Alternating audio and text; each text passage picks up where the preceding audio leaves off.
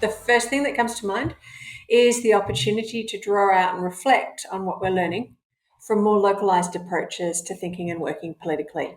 As we're all aware, a silver lining, if you want to call it that, of the COVID pandemic is that it's reaffirmed the value of the shift from international technical assistance and best practice approaches to locally owned, driven and led processes of change.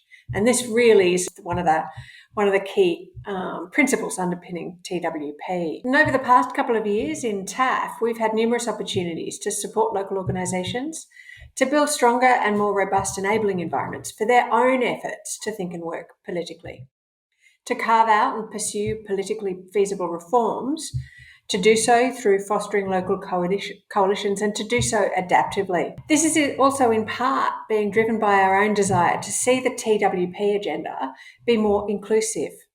For TAF, that's meant, in the first instance, a broader conversation across our 19 country offices of the tools and approaches to TWP, which has, in turn, started to change the way in which we think about and communicate those.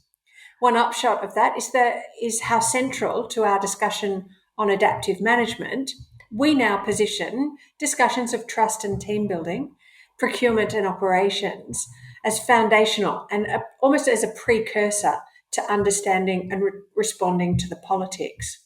So in striving for a more inclusive agenda, we've had some fabulous engagements with donors and civil society partners on the ways in which we undertake, say for example, more feminist political economy analysis that seeks to challenge the grain, perhaps, as much as going with it.